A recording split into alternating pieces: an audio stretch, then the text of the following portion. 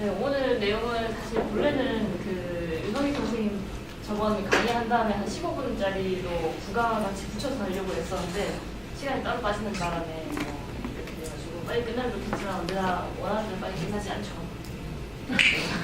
제목은 이렇게 치치시라고 잡아놨는데요. 그러니까 윤성희 선생님이 근본적인 말씀을 하시면 저는 이제 치팅하는 법, 뭐 커닝 페이퍼 쓰는 법 그런 내용을 가려고 했고요. CCC 커닝 페이퍼.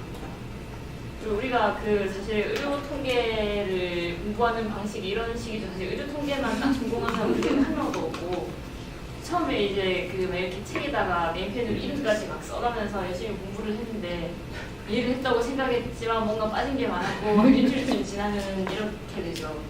그래서 이제 분명히 배우긴 배웠는데 이 단어가 익숙하긴 한데 뭐 내가 당면한 문제를 어떻게 해야 될지 모르겠다. 뭐 이런 경우가 뭐 흔하잖아요. 이제 그럴 때 볼 수 있는 것들이 사실 온라인에 이미 공개된 것들이 굉장히 많아요. 예를 들면 이게 상당히 잘 정리되어 있는 버전이라고 보는데 이런 버전들이 수도 없이 구글에 막 많이 나오고요. 예를 들면 이제 제가 그 프로젝트 디멘전을 계속 측정해가지고 그 사람들이 생존하는지 여부를 그 디멘전 값이 컨티뉴어스 베리어블인데 잘 예측하는지 보고 싶다 뭐 이런 질문을 가지고 있었으니까 이제 그 케이스를 이렇게 조서도를 따라서 가보면은 일단 두 베리어블들이 관계에 대한 이야기인가요? 네, 이렇게 하고 그 두 베리어블은 컨티뉴어스한가? 네, 이런 식으로 해서 가다 보면은 서바이벌 자료가 있고 그러면 이제 서바이벌 같은 경우는 그 파라미터, 논파라미터를 저번에 배우셨잖아요. 논파라미터일 수밖에 없죠. 그래서 이제 이거는 로그래프 테스트를 해서 생존 곡선 두 개가 그 서로 안 겹치고 분리가 잘 된다. 뭐 이런 식으로 가게 되고요. 근데 이거는 어떻게 하냐면 그 두 베리어블들이 컨티뉴어스 하냐에서 뭐라고 골랐는데 그러니까 디멘전이 높다 낮다 그러니까 생존을 했다 안 했다 그러면 생존 시간은 얼마나 이렇게 되는 걸 결정한 경우에는 이렇게 가는 거고요. 만약에 이제 처음 제가 그 측정한 베리어블을 컨티뉴어스 베리어블이라고 생각을 했고 데이터가 서바이벌이고 이제 뭐 그렇다고 생각을 했으면은 그 어소시에이션이 아니라 인플리션이고 이렇게 했다고 생각하면 이 방향으로 가서 이제 폭스 리그레이션 모델이 되는 거예요. 그래서 저는 어떤 식으로 그 논문이 됐었냐면 처음에 이 경로를 타가지고 로그랭크 테스트를 서바이벌 곡선 두 개를 비교하는 걸로 했다가 이제 그거보다 폭스를 하는 게 더 맞겠다 싶어서 왜냐면 베리어블이 컨티뉴어스 베리어블이었으니까 이제 이런 쪽으로 방향을 바꿔가지고 논문을 쓰게 되었었습니다. 그래서 뭐 위콕슨 사인드 랭크 테스트라는 페어드 테스트 뭐 크로스카 왈리스, 아노바 테스트 뭐 이런 거 다 어디서 들어보신 것들이잖아요. 그래서 그 어디로 가야 하는지를 이런 걸 보면 알 수가 있어요. 근데 이걸 하려면은 제일 중요한 건 뭐냐면 스타트 들어가기 전에 그 이거를 보고 그 멘붕을 하지 말고 그 내 질문이 뭐였지 뭐 이거를 잘 알고 있어야죠. 그러니까 질문을 처음에 익스프레시하게 잘 정리해서 출발하는 게 거의 핵심이라고 할 수 있습니다. 그 뒤는 그냥 자동으로 가는 거죠. 심지어 얼마나 자동으로 갈 수 있냐면 질문만 잘 해놓으면은 그 이거는 또 좀 다른 방식으로 분류가 되어 있긴 한데 UCLA에서 제공하는 거고요. 여기로 들어가시면 할 수가 있는데 그 코드 예시까지 다 줘요. 예를 들면 R로 하고 싶고 넘버 오브 디펜던트 그러니까 그 조속 변인이 한 개고 밑에 두 개인 경우 멀티인 경우가 있거든요. 그다음에 인디펜던트 베리어블 네이처가 그 이제 인디펜던트 베리어블이 0개인 한 파퓰레이션인 경우, 그다음에 뭐 하나 인디펜던트 베리어블인데 그 레벨이 높은 거 낮은 거 이렇게 두 개가 있는 경우 이런 식으로 쪼개서 순서도 또 이제 갈라붙이는 게 있고요. 예를 들어서 이제 이거에 해당이 돼서 바이노미얼 테스트를 해야 되겠는데 그 스타타로 하고 싶다 아니면 R로 하고 싶다 그럼 이걸 클릭을 하게 되면은 바이노미얼 테스트는 이렇게 하면 되고 예제 파일에 지금 프리메이드라고 하는 뭐 이런 데이터가 들어있는 거죠. 네, 설명도 붙어있고 이런 식으로 해서 진짜 그냥 필수만 잘 정리하면 되게 되어 있습니다. 그래서 이제 커닝 페이퍼는 이게 끝이고요. 지금부터는 좀 여러분이 아셔야 될 것 같은 의학 통계의 좀 스페시픽한 그런 내용들을 말씀드리려고 하는데 일단 레벨 오브 에비던스라는 거예요. 이게 뭐냐면은 우리가 뭐 신문에서 최근에 커피의 날이고 그래가지고 선생님이 또 커피에 대해서 이제 글을 올려주시기도 하고 그랬었는데 어떤 식품이나 뭐 약이나 아니면 뭐 시술 또는 그냥 일반적인 여러 가지 활동도 있잖아요. 예를 들면 뭐 자전거 타기, 뭐 목욕하기, 뭐 반신욕 하기 뭐 이런 것들 그런 게 몸에 좋다 그랬다가 그 다음에 몸에 나쁘다 그랬다가 한 개 먹으면 몸에 좋다 그랬다가 5개 먹으면 뭐 빨리 된다 그랬다가 뭐 그래서 맨날 댓글에 보면 그런 뉴스에 뭐그 이거 다 생각하면서 살다가 빨리 죽겠다 뭐 이런 댓글들이 있고 맨날 불화나 치고 있다 그렇다 이런 불만이 많은데 왜 그러냐면은 에비던스라고 하는 게 그 뭐는 좋다, 뭐는 나쁘다 이렇게만 나가는 게 아니라 어떤 경우에 무엇이 무엇에 좋고 근데 얼만큼일 때 좋고 그 다음에 레벨 오브 에비던스는 어느 만큼이고 이런 층위가 있기 때문에 이제 서로 다양히 반대가 될 수도 있고 그런 거예요. 그래서 이거는 이제 최근에 많은 비판을 받고 있는 레벨 오브 에비던스 피라미드인데 그 가장 에비던스 레벨이 높은 거 그러니까 이렇다고 보여졌다, 이렇다고 증명되었다라고 이야기할 수 있는 게 그러니까 좀 코잘리티를 증명했다고 얘기를 하긴 하는 거죠. 이게 랜더마이즈드 컨트롤드 스터디 RCT라고 하는데 트라이얼 붙여가지고 이거는 이런 거예요. 그 어떤 신약을 개발했는데 그 약이 뭐 폐암을 고치는데 효과가 있는지 알아보겠다. 그래서 랜더마이즈드라는 어떤 이야기냐면 사람을 대상군을 뽑을 때 랜덤하게 위약을 먹을 사람들하고 그 처방 약을 우리가 실험한 약을 먹을 사람들하고 실험 대조군을 랜덤하게 골랐다는 이야기이고요. 그 다음에 컨트롤은 대조군이 있다는 얘기죠. 위약 먹은 사람들 이런 게 있다는 거죠. 그 다음에 인클루전, 익스클루전 크라이테리아를 잘 설정을 해서 예를 들면 다른 동반 질환이 있는 사람들은 제외하고 다른 약을 이미 먹고 있는 사람들 제외하고 뭐 그런 식으로 해서 나온 결과가 가장 에비던스 레벨이 높다고 봐요. 당연하게도 이게 제일 시간도 돈도 인력도 다 많이 들어가는 거고요. 그래서 예시가 주로 신약 개발 이런 거죠. 그거 돈이 많이 걸리는 거니까요. 그 다음에 이제 컨트롤드 롱기튜디널 스터디인데 이럴 것 같다라고 이야기할 수 있는 거죠. 이거는 그 실험군 대조군이 있는데 이제 랜더마이즈해서 사람을 선정해서 위약을 먹이고 뭐 이런 건 아니고 예를 들면 콜드 코트 같은 경우는 지금 컨트롤드라고 볼 수도 있고 아닐 수도 있는데 어쨌든 특정 질환이 있는 사람들하고 없는 사람들을 여러 기간에 걸쳐서 오랜 기간에 걸쳐서 추적하면서 뭐 어떤 초기 조건하고 그 뒤에 들어간 치료가 있을 경우에 결과가 어떻게 되고 있는지 모니터링해서 나온 결과이고요. 그 다음 레벨이 이제 대조군 없는 거죠. 이게 병원에서 좀 제일 많이 볼 수 있는 건데 이제 내가 본 환자들 중에서 제가 호흡기내과 교수님인데 내가 봤던 그 천식 환자들 중에서 보니까 최근 들어서 그 어린 여자아이들이 비중이 늘어나고 있다. 그래서 뭐 어떤 리스크 팩터가 있는지 알아보고 싶다. 뭐 그런 식으로 하게 되면은 대조군이 없고 그 환자가 병원에 찾아온 사람들 많으잖아요. 셀스 바이러스를 안고 갈 수밖에 없죠. 그래서 에비던스 레벨이 좀 더 낮은 데 위치하게 되고 그 다음에 크로스 섹션 스터디, 케이스 스터디 뭐 이런 것들 이거는 그 롱기튜디널이 아니라 이제 어떤 한 시점을 보는 거 크로스 섹셔널 스터디라고 그러고요. 그 다음에 케이스 스터디는 사례들을 여러 개를 모아서 연구한 거죠. 이거는 이렇다는 징후가 있다 이렇게 얘기할 수 있는 그런 정도고 그 다음에 이제 이 방향 갈수록 지금 바이러스가 많아지고 있는 거죠. 엑스퍼트 오피니언이라고 하는 거는 그 내가 오랫동안 폐암 환자를 보니까 뭐 이렇다 그런 내용의 엑스퍼트 오피니언이 돼요.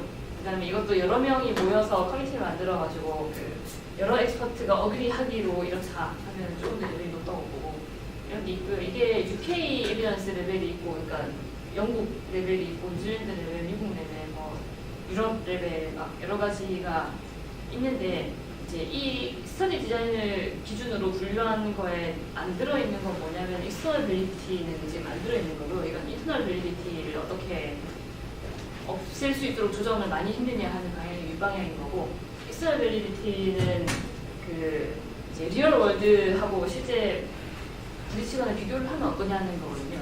그래서 제너럴라이저블 한지 하는 연구라서 이건 이거대로 또 따로 고려가 돼야 됩니다. 이거랑 별도로.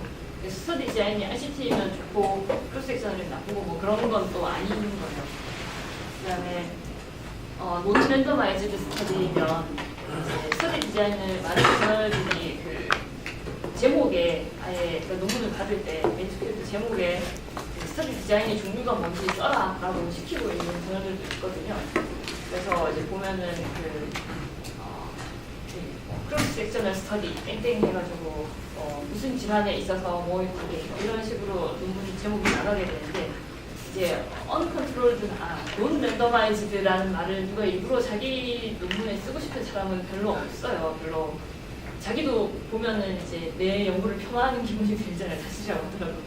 그래서 그런 경우에 사람들이 많이 쓰는 단어가 이제 퍼지 익스페리멘털 스터디다. 그러니까 익스페리멘털 스터디 유사한 디자인이다.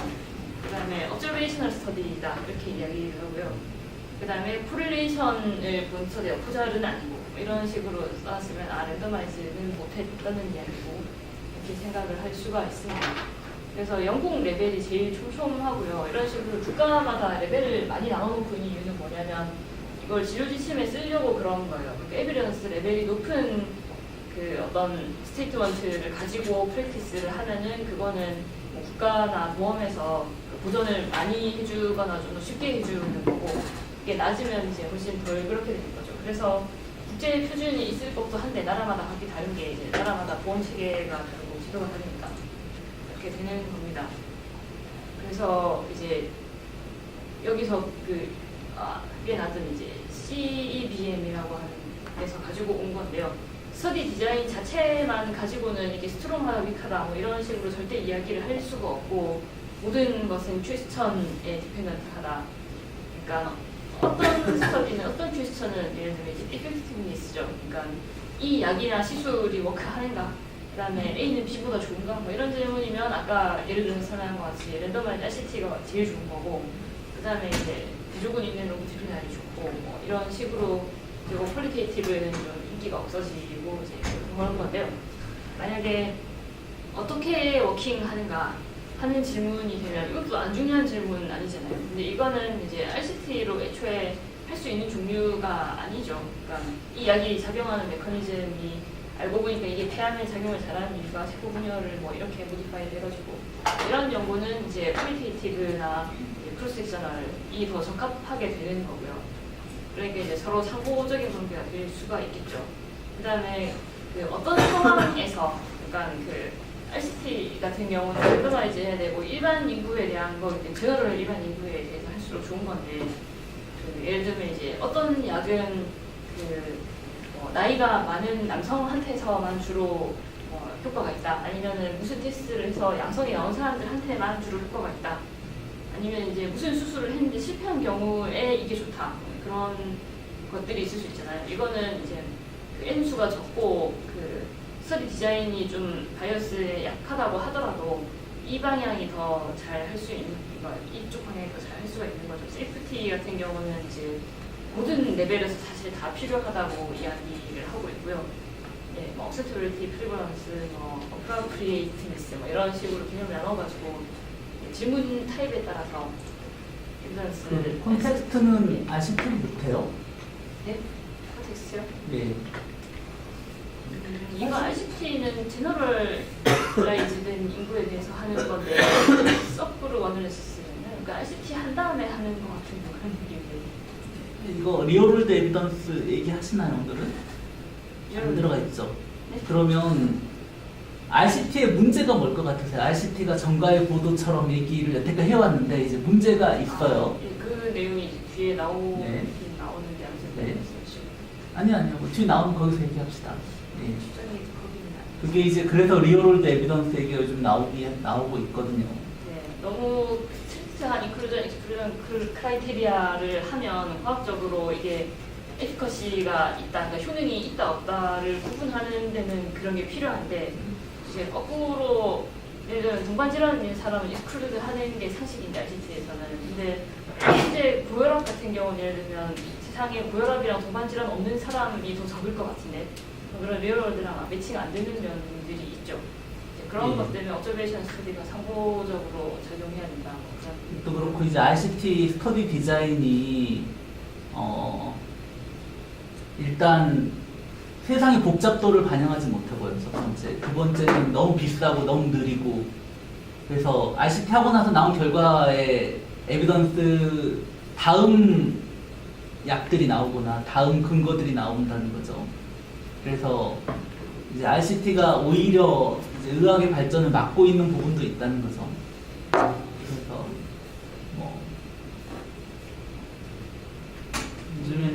그래서 뭐 RCT를 해야 되는 거랑 안 해야 되고요. 그렇다고 RCT가 다 의미가 없냐 그건 아니고 왜 그러냐면 RCT가 아니라 리얼월드 에비던스는 예를 들어 심평원이 돈을 주지 않으면 리얼월드에서 일이 안 벌어지잖아요. 그러면 심평원의 근거만 강조될 수밖에 없는 근거만 나오는 거죠.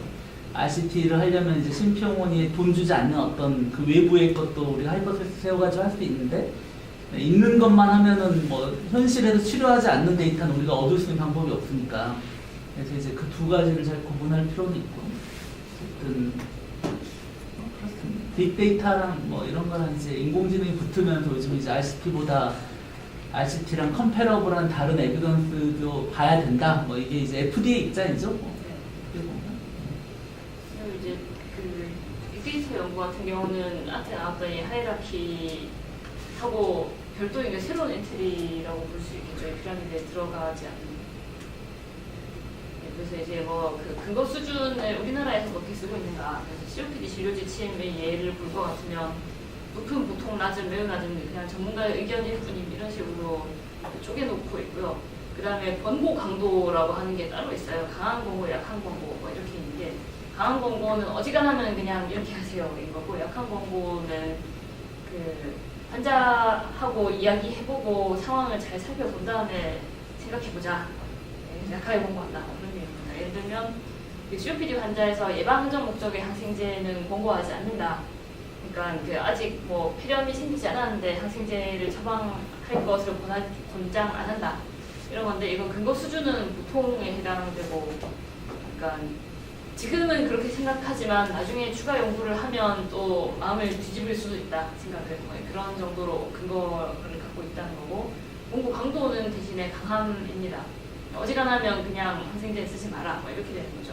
그래서 이제 그 진료 지침은 근거표 5번이라고 붙어있는 근거표 5번에 가보면은 이제 이런 식으로 그 관련 논문이랑 이번 이제 RCT를 안티바이오틱스를 해봤더니 뭐 안 써도 되겠더라 뭐 이런 내용이 나온 거죠.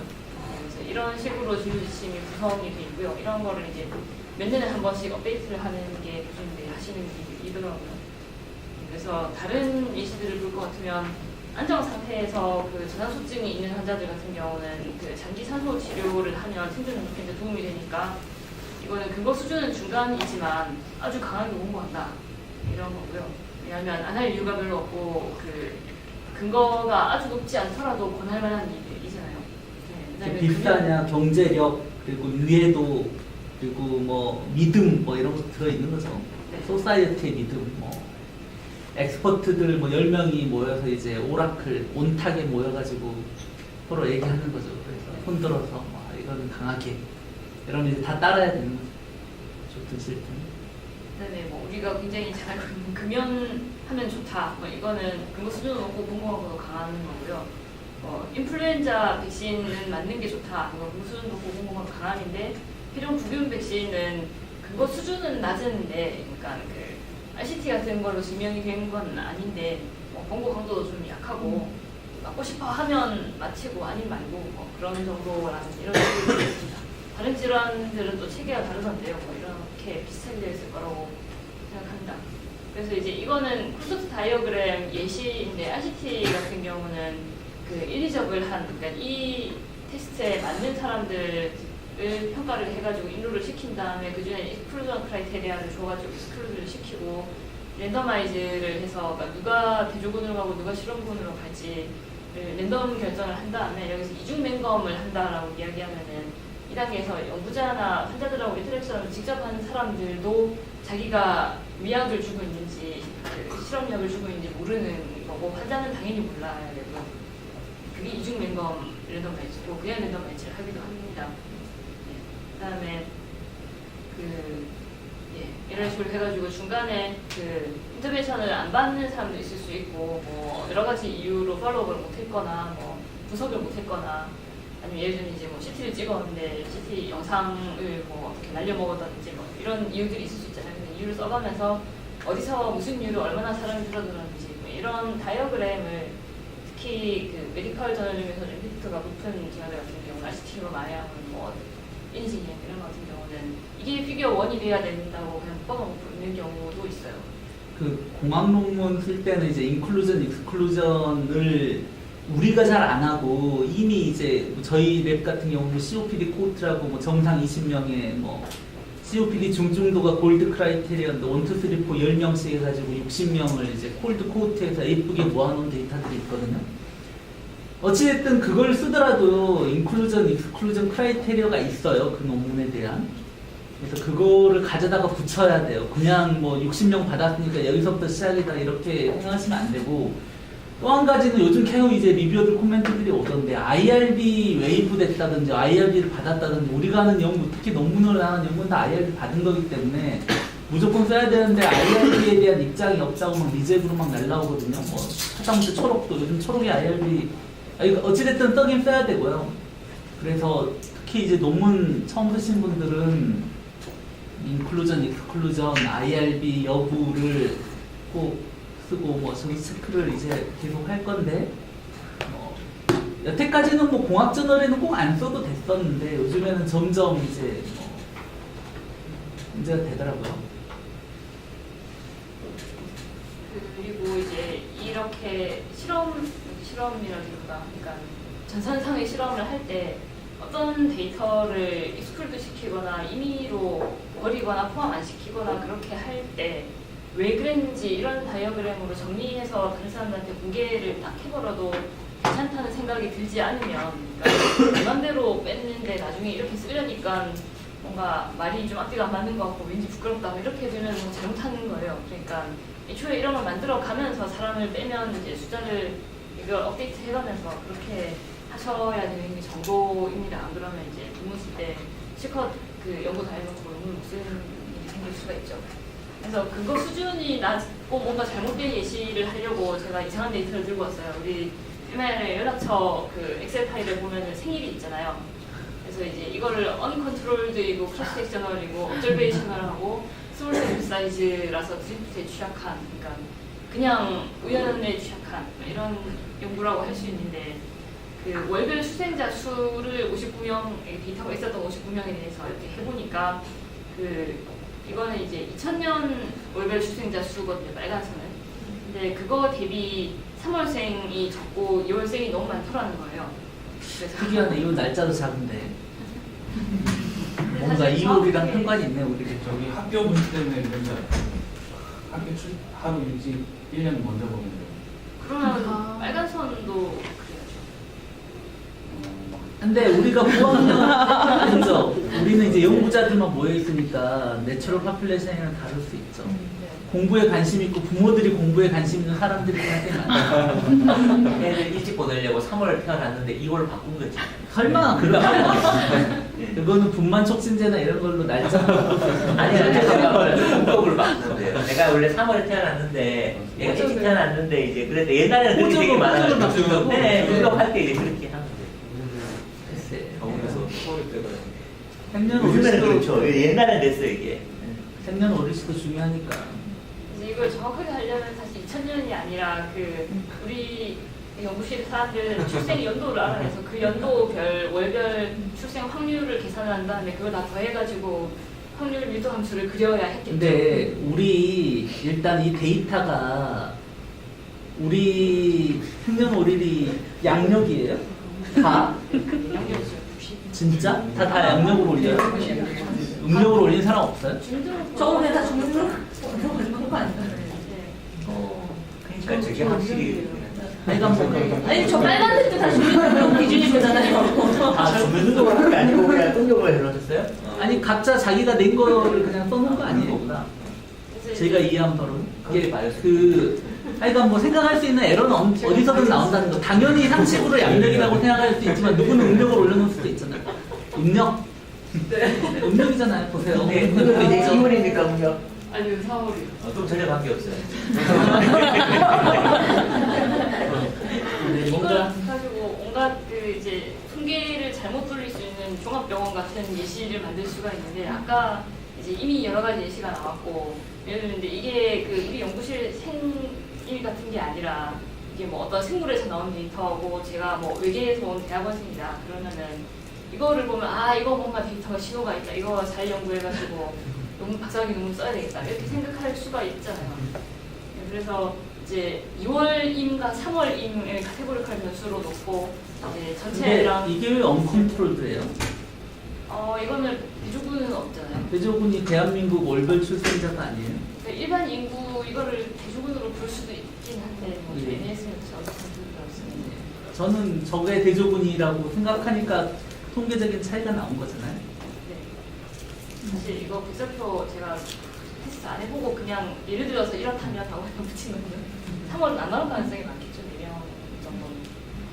어쨌든 이제 그렇게 해서 가설을 세워가지고 해보니까 요즘 뭐 많이 회자되는 P 해킹 뭐 이런 얘기하고도 좀 상관이 있을 수 있죠. 왜냐하면 다른 월에서는 아무 상관관계가 안 나왔는데 P 값 나오는 것만 0.05보다 작은 값이 나오는 것만 골라가지고 계속 특별할 수가 있느냐. 2월 출생은 뭔가 어드밴티지가 있는 게 틀림없어. 이런 아니면 2월생만 고르는 메커니즘이 있는 게 2월 틀림없다. 출생들이 어드밴티지 있어요. 나이가 한 살 어리다고 강조를 할 수 있는 거지. 나 한 살 어리다. 간단하게. 난 마른이다. 면접 보시는 분 입장에서 어떻게 생각하시나요? 그런데 제세도 난 똑같다 나이가. 그 한 살 어려 들어오는 게 꼭 유리한가요? 옛날엔 7살에 들어왔지만 요즘엔 다 8살에 들어오는 게 유리잖아요. 그게 생각하기 바뀌었어요. 그런 거는 이제 디스커션의 이슈인 거죠. 옛날에는 그 7살, 8살 차이가 2월생이냐 3월생이었는데 최근 몇 년 전에 그 바뀌었죠. 12월 1월로 바꿨고요. 네.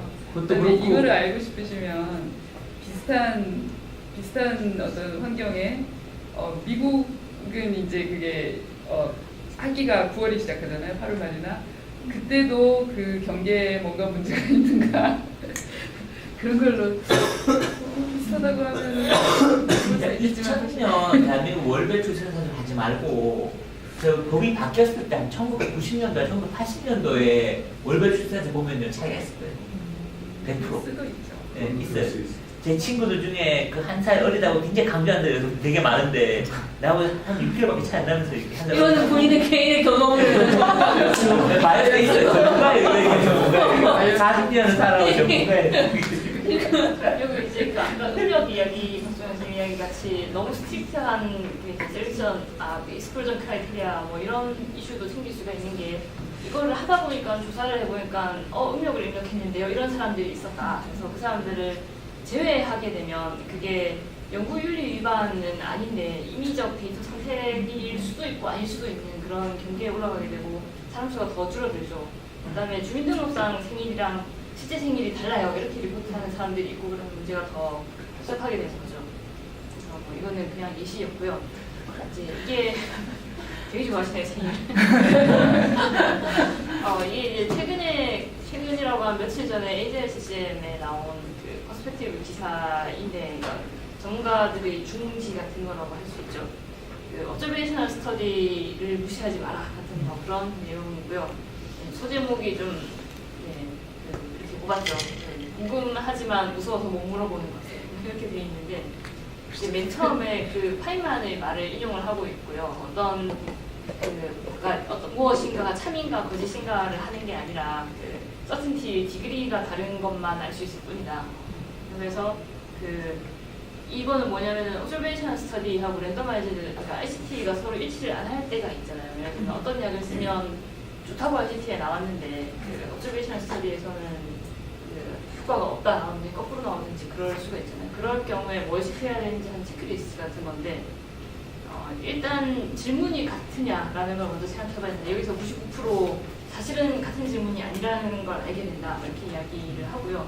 예를 들면 ICT였으면 특정 약이 좋은가 안 좋은가였으면 위약 대비 아닌 기존 약인 어쩌고 약 대비 뭐 그런 것이었겠죠. 일반 인구의 observational study는 동반 질환이 있는 사람들 다 포함을 했었다든지 그럴 수도 있는 거고요. 위약하고 비교가 아니라 뭔가 다른 거랑 비교했을 수도 있고 그런 식으로 퀘스천이 다른 걸 거고. 이게 이제 RCT의 약점들인데요. RCT는 돈이 엄청 많이 들고 오래 걸려요. 그래서 제약회사나 누군가 이제 펀드 소스가 있어야 되고 걔들 입장에서는 짧은 시간에 작은 에비던스로 확 뭔가를 해야 되기 때문에 그리고 RCT에 인롤되려면 누군가는 이제 환자가 동의를 해야 되잖아요. 대부분 RCT는 환자 동의 없이 할 수가 없거든요. 그러면 그런 거를 동의할 수 있는 좀 진취적인 환자들이 인롤될 가능성도 많고 그러면서 뭔가 이제 현실에 현실 리얼월드의 상당 부분은 이제 날아가고 이제 아이디얼 시츄에이션에서 RCT가 될 가능성이 많아요. 대부분 약의 효능도는 뭐 100인 도우즈 리스판스 에피커시나 뭐 RCT의 약의 효능의 대부분은 100인 남자들에게 맞춰져 있다고 해요. 그래서 여자들한테 오버도우즈일 가능성이 많고, 그래서 이제 RCT를 다 믿으면 안 된다라는 이제 뭐 수많은 에비던스들이 있죠. 또 뭐 이게 대표적인 거죠. 이제 에피커시하고 이펙티브니스 개념 차이를 아셔야 되는 게 있는데, 그게 사실 둘 다 비슷한 단어고 일상 용어에서는.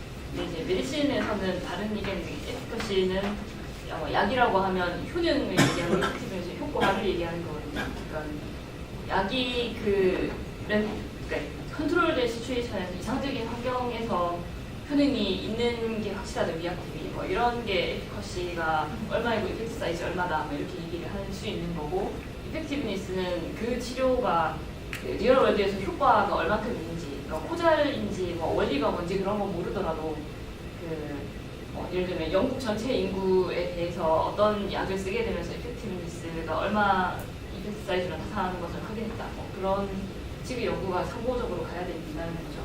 그래서 이제 이거에 대한 질문이 놓으면 오히려 더 좋을 수가 있는 게, 예를 들면 내가 오브저베이셔널 스터디를 했는데 그 최근에 나온 굉장히 비싼 돈 들인 RCT 결과랑 서로 반대 방향이면 너무 못 쓰는 건가 뭐 이렇게 될 수도 있잖아요. 근데 그런 게 아니라 이 중에 뭔가 하나라도 놓으면은 그 기존 RCT 연구랑 내 연구는 컴플리멘트 한다, 상호적이다, 이렇게 해서 오히려 더 잘 갈 수가 있는 거죠. 그러니까 에피커시는 그랬지만 이런 그 시츄에이션 세팅에서는 결과가 이렇다는 걸 보여준다, 이렇게 컴플리멘트한다, 이렇게 주장할 수 있는 거죠. 하지 않다라는 걸 보여줍니다. 네, 실제 이거 설계는 보니까 별로 효과적이잖아. 아니면 이제 뭐 동양인 위주로 된 서브그룹에서는 또 다르다, 뭐 이런 얘기가 될 수도 있고요. 네, 그래서 컨트라딕트 하는 거라고 생각할 필요가 없다는 거죠. 근데 보면 뭔가 다르게 돼 있어요. 어지간하면 다 똑같기가 어렵죠, 사실상. 네. 그다음에 뭐 베리디티, 인터널, 익스터널 베리디티는 뭐 잘 옵티마이즈 돼 있나요? 뭐 이런 질문들이 쭉 나오고, 이거는 이제 어디 벽에 좀 붙여놓을 만한 게, 이거 말고도 그 어떤 각종 바이어스가 있을 수 있는지, 예를 들면 뭐 이모탈 서바이벌 타임 바이어스라든지 뭐 프리버런스 바이어스라든지, 저도 이제 이름은 처음 들어봤는데 보면 이런 게 인식을 해야 되는구나 뭐 싶었던 분들이 많이 있거든요.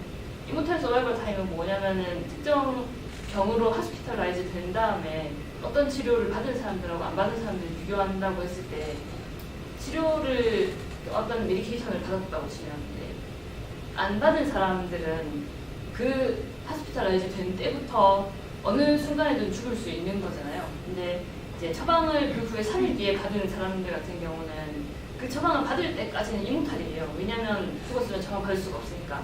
이제 그런 바이어스가 들어간다고 하거든요.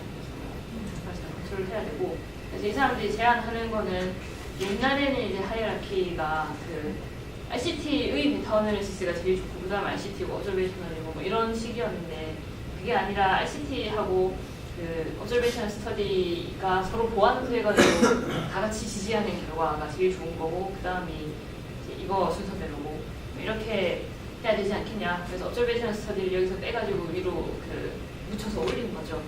이런 제안을 하고 있었습니다.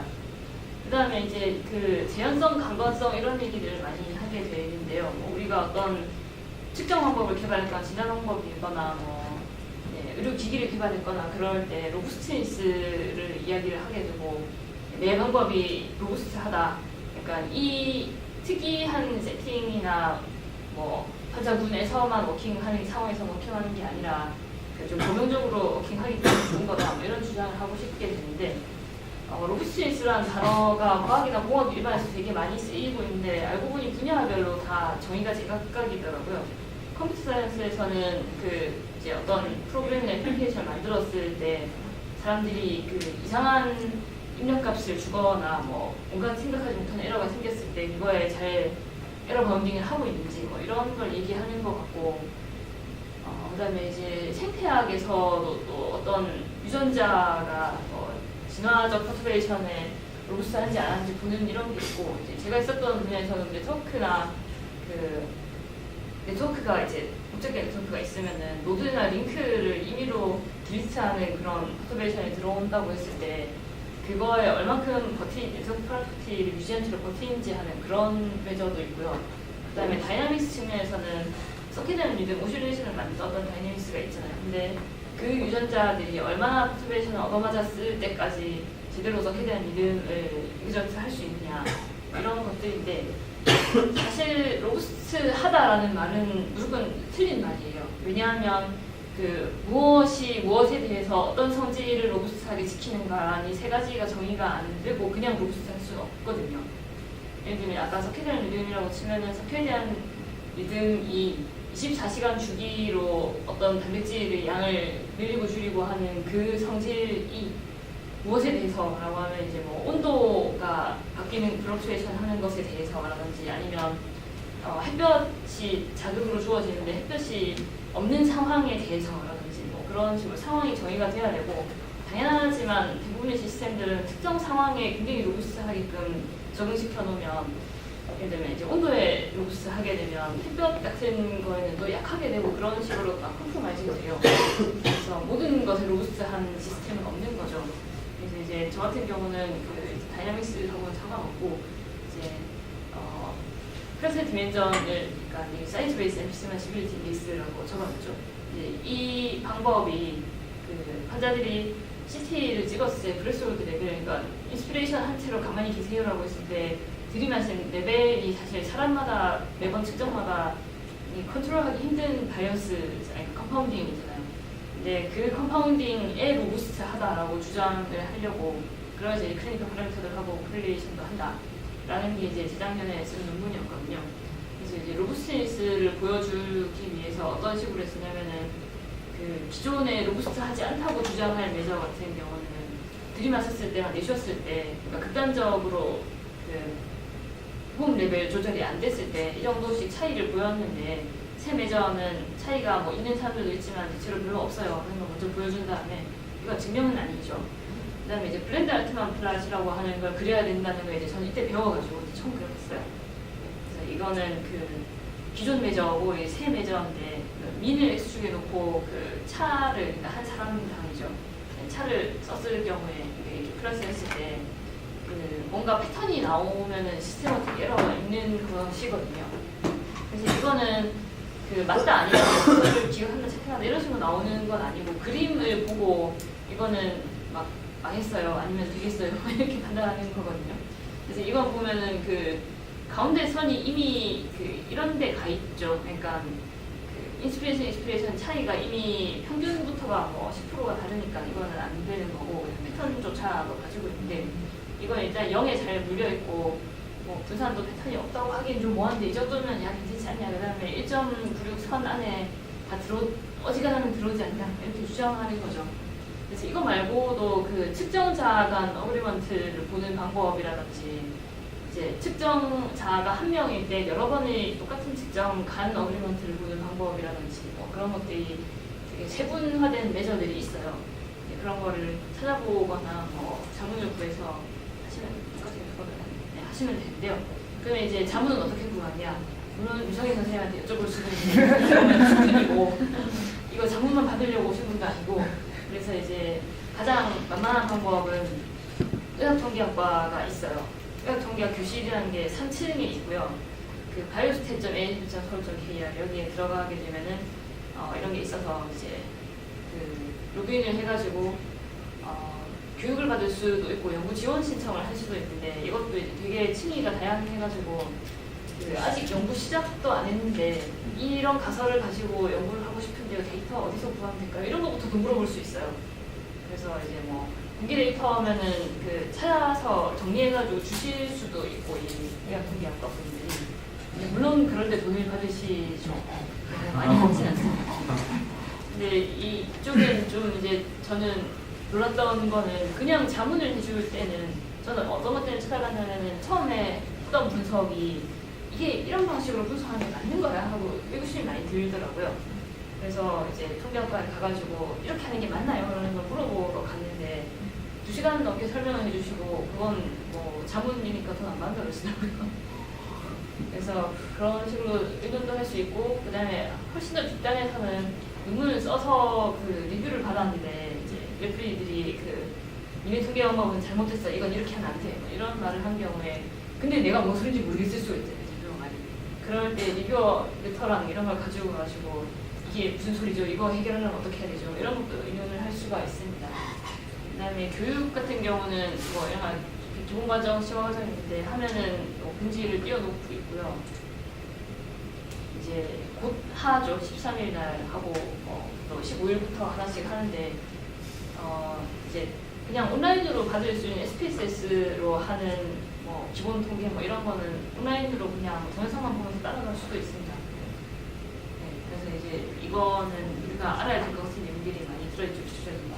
심화 같은 경우도 멀티메디스는 어떻게 특이 분석을 하는가, 결칙은 어떻게 할까, 롱기 추표는 어떻게 할까, 생존 분석은 어떻게 하나, 프로페스 스코어 계산을 어떤 경우에 해야 되고 어떤 모델 써야 되나, 그다음 메타 분석 뭐 이런 식으로 나옵니다. 그래서 이런 걸 신청해서 들어보시면 많이 도움이 되고요. 사실 심화과정 같은 경우는 처음 한번 들어가면은 좀 한 10분 따라가다가 그 다음부터 좀 멘붕에 빠질 수가 있어요. 그래서 여러 번 듣는 것도 방법이고, 사실 공개적으로 얘기하긴 뭐하지만 돈 내고 등록해서 가긴 가야 되는데요. 빠지는 사람들이 있기 때문에 어떻게 잘 곱살이 껴서 보강하실 수도 있습니다.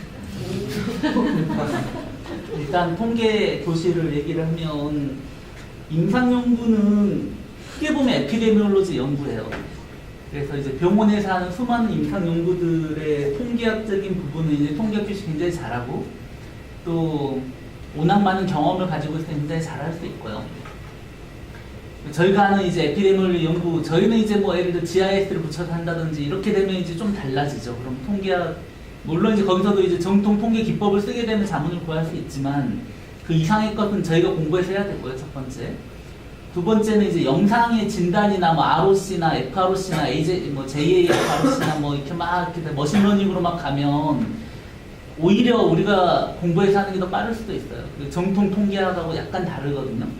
그런 이제 여러 가지 이슈가 좀 있고, 그래서 뭐 저희가 이제 통계 스터디가 이제 랩 안에서 돌고 뭐 이런 것들을 했을 때 이제 저쪽이랑 우리가 이제 추구하는 바가 약간 다른지 같은지, 그리고 스터디 디자인이 우리는 이제 공학이라 이제 실제로 이제 정통 통계, 아까 정통 임상 연구 말고 기초 연구들이 있어요. 우리는 이제 크게 보면 기초 연구를 하는 거고, 뭐 생물학에서도 있을 거고, 뭐 공학에서도 있을 거고, 뭔가 장비를 만들었는데 장비의 효능을 본다든지, 러버스트니스를 본다든지, 뭐 이런 것들은 어떻게 보면은 뭐 아주 심오한 통계 기법이 필요하지는 않아요. 가장 쉬운 게 이제 디스크립티브 스태티스틱스죠. 일단 민 SD 보여주고, 뭐 아까 블렌드 알트만 그려주고, 뭐 내가 뭐 실험을 해봤더니 중력 가속도 뭐 100번 떨어뜨려봤더니 뭐 9.8m/s 제곱이다. 뭐 이것도 굉장히 중요한 사이언티픽 연구잖아요. 그러니까 뭐 그런 건데 이제 뭐 언스테이블한 뭐 환경 하에서 뭔가 이제 연구를 하고, 아까 하이어키를 봤지만 제일 밑바닥에 있는 엑스퍼트 날리지는 케이스 리포트로 논문을 쓸 수 있는데 우리는 못 써요. 그냥 쉽게 해서 우리가 뭐 엑스퍼트일 수도 있지만 케이스 리포트 한다고 뭐 무슨 의미가 있겠어요. 이제 적어도 이제 컨트롤드 스터디, 대조군이 있는 뭐 스터디 디자인을 가지고 뭔가 이제 크로스 섹셔널 스터디부터 뭐 이제 우리가 이제 논문을 쓸 수 있고 사이언티픽하게 하는데, 우리는 또 이제 아주 위쪽 논문들은 이제 에피데미올로지 팀들이나 좀 이제 공부를 좀 할 필요가 있지, 우리가 하는 이제 하는 것들은 좀 다른 컨텍스트의 통계가 좀 필요하고요. 머신러닝의 에비던스라든지 이런 거는 뭐 물론 이제 그것도 요즘 엑스트라 밸리데이션이라든지 뭐 이런 것 때문에 좀 이제 복잡하니까 뭐 그것도 이제 RCT로 해볼 수도 있고, 뭐 더블 블라인드로도 해볼 수 있고, 뭐 어쨌든 그런 개념, 더 큰 문제는 뭐 이런 거죠. 이제 우리 멀티플 트라이얼 이슈라든지 멀티플 컴패리즌 이슈 같은 걸 우리 어떻게 해결할 거냐. 이거는 어떻게 보면 굉장히 통계학적인 이슈고 우리도 잘 해결하기 어려운, 통계 쪽에서 이제 고민을 많이 해줘야 되는 그런 이슈인데, 막상 이제 영상 데디케이트 바이오 스탯이 있어야 되는데 꼭 그게 있는 데가 거의 없어요. 전 세계적으로 따지고 보면 영상학과나 이쪽에 딱 데디케이트 돼서 연대가 한 명 뽑았고, 뭐 요즘 이제 머신러닝 때문에 뭐 점점점 이제 들어오고, 뭐 결국은 이제 펀딩하고 뭐 상관이 있는 건데, 뭐 유선 선생님 같은 분은 이제 그런 거 좀 고민해 볼 필요가 있어요. 그 UCLA에도 있고, 뭐 우리 뭐 결국은 뭔가 이제 오히려 더 나을 수도 있죠. 실제로 중동 통계학이랑 지금 머신러닝이랑 약간 이제 충돌도 많이 하고 있고요. 이런 팁도 사실 있고 아까 의학 통계학과의 자문도 할 수 있고 뭐 여러 가지 도움을 받을 수 있는데 그러면 통계 스터디 할 수도 있지만 이제 퀘스천이 중요하다는 얘기를 제가 한 3번쯤 했어요 오늘. 그러니까 통계학자하고 이야기를 할 때도 그냥 로부스티스가 높았으면 좋겠는데 그거 어떻게 증명할까요? 이렇게 들고 가면 무슨 로부스티스, 뭐에 대한 로부스티스는 이렇게 될 거고 그러니까 얘기가 통하려면 통계적으로 말이 되게 질문을 만들어서 가야 되고 그다음에 이 중에 어디 들어가지 고르려고 해도 마찬가지고 에비던스 레벨도 어느 정도 레벨인 데이터를 이제 의사 선생님이 주시고 계시는 건지 아니면 어느 정도 레벨을 원하고 있는 건지 뭐 그런 거를 알고서 해야 되는. 이 표는 엄청 중요해요. 모두 다 이해해야 돼요. 적어도 저희 랩에 있는 사람들은. 이게 정통 통계학의 일종의 뭐랄까 문제 하이어로키 뭐 이런 거예요. 내가 어떤 문제를 받았는데 종속 변수, 독립 변수가 뭐 비모수냐, 모수냐, 종속 변수가 뭐 카테고리냐, 뭐 독립 변수가 카테고리냐, 뭐 이런 거에 따라서 끝에 가면 중해기 분석을 할 거냐, 뭐 로진 리그레션을 할 거냐, 뭐 멀티노미얼로 할 거냐, 칵스를 할 거냐, 난파라메트로 가면은 뭐 일칵스를 할 거냐, 쫙 쪼개지잖아요. 이거는 그냥 상식이에요. 이거는 일단 알고 시작을 해야지 뭐 통계학과를 가서 만나든 누굴 만나도 얘기를 할 수 있는 거고 이제 이게 이해가 안 되는 분은 일단 이거를 공부를 하셔야 되고요. 이게 머신러닝이랑 똑같이 있어요.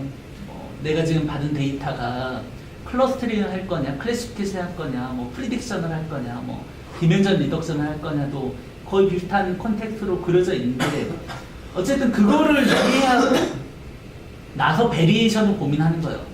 이런 게 해골이지 해골이 없는 채로 뭔가 베리에이션만 얘기하면 어차피 갈피가 안 잡히니까 그래서 이런 하이어키는 굉장히 중요한 이슈고 이거는 뭐 이것만 가지고도 한 시간 정도 얘기해 볼 수 있는데 뭐 그냥 이렇게 얘기하면 별로 재미가 없으니까 사례를 가지고 뭐 이런 문제는 어느 하이어키를 따라가야 되고 뭐 이래서 이 하이어키고 뭐 이렇게 좀 활용적으로 좀 찾아보면 뭐 아주 쉬운 얘기예요. 직관적으로 당연히 그래야 될 거고 물론 이제 베리에이션도 있고 예외도 있고 아까 뭐 있잖아요. 양력으로만 다 받을 거는데 음력도 있는 것처럼 뭐 예외가 있긴 한데 대부분은 이제 이걸 따라가는 거죠.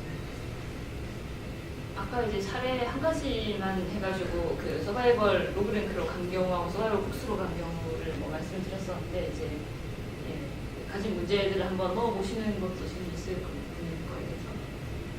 그다음에 이거는 좀 사실 익숙하잖아요. 제가 사실 여기 처음 왔을 때 저 통계물리학 전공했는데 여러분 그러면 국수 생존 분석 좀 해주시죠 이런 얘기 듣고 그게 뭐죠? 뭐 이렇게 되더라고요.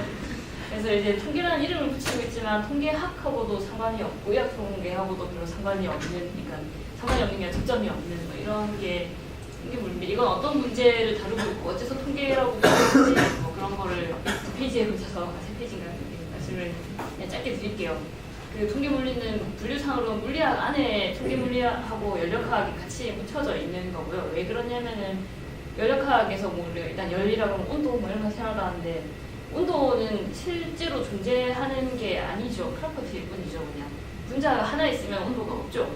근데 여러 개 있으면 뭐 100개가 아니고 아보가드로 수만큼 있으면 그러면 이제 온도가 정의가 되는 건데 이제 뭐 그런 너무 크다 잘했는데 이런 식으로 통계 물리하고 연력학이 이제 연력학에서 시작된 거고요. 그러니까 자체 문제에서 처음에 시작을 한 거죠. 바디가 한두 개가 아니고 여러 개일 경우 하는 방법. 그다음에 아날리틱하게 못하는 경우 몬테카를로로 하는 방법. 뭐 이렇게 간 거고 야자 통계는 이제 제가 전혀 모르는 쪽이고 그다음에 유체역학 중에서 일부가 이제 통계 물리라고 불리고 있는데요. 대부분은 복잡계 물리가 통계 물리랑 비슷한 이야기고요.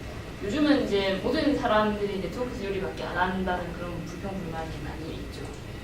그래서 예를 들면 어떤 거냐면 이게 물리냐는 생각이 들 수도 있는데 사실 물리도 아니고 통계도 아닌 그런 거 구조적으로는 이제 도시들마다 인구가 있고 그 도시에서 나오는 새 페이턴트 개수하고 발명자 숫자 뭐 그다음에 GDP 그다음에 뭐 하우징, 인플로이먼트, 그다음에 뭐 이제 웨이지라고 하는 게 이게 인컴, 그러니까 급료거든요.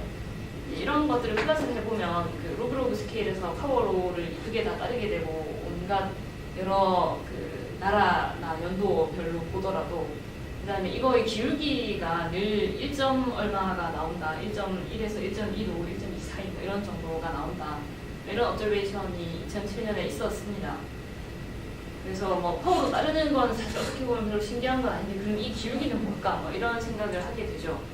그래서 일단 네트워크가 나오게 되는데요. 이제 도시에서 어떤 이노베이티브한 일이라든지 약간 나쁜 방향으로도 있거든요. 이 중에 범죄율하고 질병, 그러니까 전염성 질환의 뭐 프리볼런스 뭐 이런 것도 똑같이 비슷한 기울기로 플러시돼요.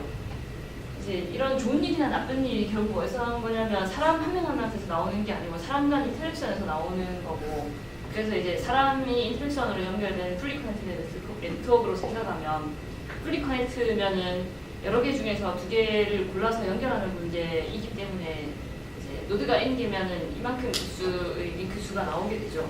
네, 그러면은 이제 로그 n, 로그 l 이렇게 하면은 슬롭이 2이니까 n 제곱이니까 슬롭이 2인 게 나오게 되는데 근데 이거의 베리언트라는 거예요. 그러니까 사람 간의 인터랙션에 의해서 나오기 때문에 그 도시가 커지면 인구에 비례해서 뭐 인구 10만 명당 발명 개수나 뭐 특허 개수 이렇게 나오는 게 아니라 그 사람 간의 링크 개수하고 비례해서 나오고 있다는 거죠.